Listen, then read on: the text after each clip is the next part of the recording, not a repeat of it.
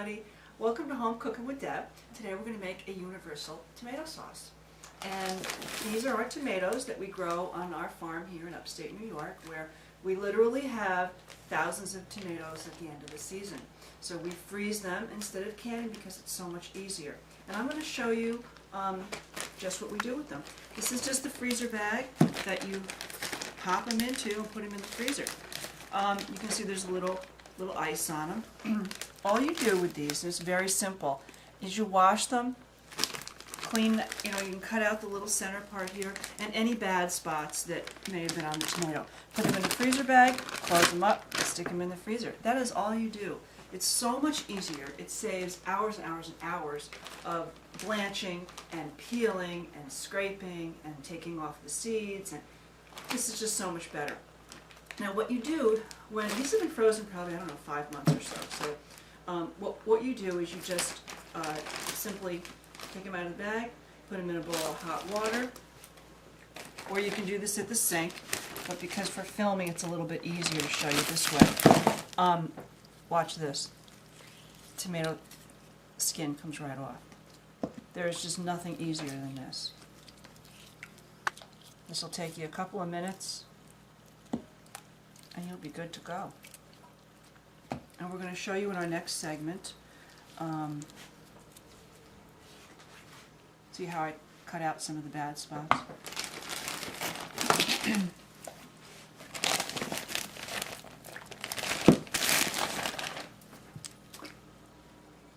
We're going to put them on the stove and we're going to simmer them. Look, isn't that fabulous? I can't believe how easy it is when I discovered how to do this. I never thought it would work, but I said, you know what, with 10,000 tomatoes, I've got to find an easier way than blanching and peeling, and canning takes up too much room, and it's really a lot of work to can them. So this is really great. So I'll finish this up in a few minutes, come back, and you will see what we do next. So here we are, our tomatoes are all peeled and completed, and what a beautiful little pile of tomatoes. Now, a little note, just to tell you, is that I use all kinds of tomatoes. I have baby Romas, I have early girls, I have cherries, I have grapes, I have all kinds of tomatoes, and I like to mix them together because you get kind of an interesting flavor when they're all mixed together. So all we do now, put them on the stove, put them on like a medium-low heat. Now, I know this is too full to cover, but when this cooks down a little bit, we're going to cover it up. So what we're going to do right now is just simmer it a little bit to get a lot of the excess water out of it. When we come back, you'll see that there'll be about this much water in the bottom of the pan. We're going to drain that out, and then we'll just cook it down. It'll take, from start to finish, 2 or 3 hours to make this sauce, but it's really wonderful. What could be better than fresh tomatoes? So we'll see in a little while, and we'll finish up our sauce. It's been about 20 minutes. Now here are our tomatoes, and they've been simmering on like a low to low-medium heat. See all the water in there? We're going to take that to the sink, and we're just going to drain that water off. At that point, the tomatoes themselves will begin to simmer and cook.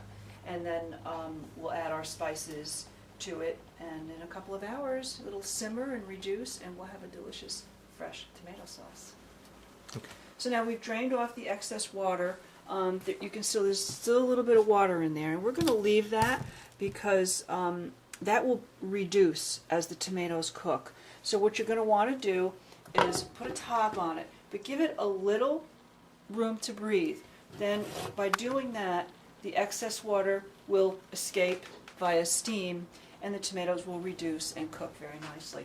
This is a good process of a couple of hours, and the next segment, when they're fully reduced, we'll come back and show you how to put the spices and stuff. Okay, we're back. It's been about, I don't know, maybe an hour and a half, and our tomato sauce has been simmering and reducing, and look at, it's real tomatoes. Now, you can do a couple of things with this sauce. I like a marinara sauce, which means you have these big fleshy tomato pieces in here. So we're going to leave it like this. But if you wanted to, at this point, you could puree this. You could either put it through a Foley food mill, which would take out all the seeds, and mush up the tomatoes and kind of puree it, or you could put it in a food processor where it would become a little creamier, you know, a little more saucy looking. I happen to like it like this, so we're going to do it like this today. And we're going to put in this some salt. But remember, when you get canned tomato sauce or stewed tomatoes or whatever from the supermarket, you're going to look in the ingredients and you're going to see there's citric acid, there's salt, there could be basil, there could be a lot of different things in there depending on what brand of tomatoes you get. This is only tomatoes. So we're going to have to add some stuff. So we're going to throw some salt in, a little pepper, just a little. I don't, unless you want it spicy, but you know, you want a little bit. I've got some nice fresh basil here, or dried basil,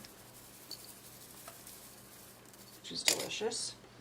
And I love oregano. So we put a generous amount of oregano in here. And a little sugar. The reason why you need sugar is because your tomatoes are very acidic, and this helps to take that away and sweeten them up a little bit. It also helps to thicken your sauce. So you just a little bit, just sprinkle a little bit of sugar in here. And this is all optional. You know, you can put whatever you like in your tomato sauce. This is kind of what we like. Now this sauce will be ready to eat in, I don't know, maybe a half an hour or so when this kind of cooks together and you get all those nice flavors. You could also add sauteed onions, mushrooms, peppers, sausage. You could put in, you know, chopped meat. We don't really eat those things, so we don't do it. But this is just going to be your universal sauce for your pasta or whatever it is that you want to use it for. I think that's a wrap. We'll see you next time on Cooking with Deb.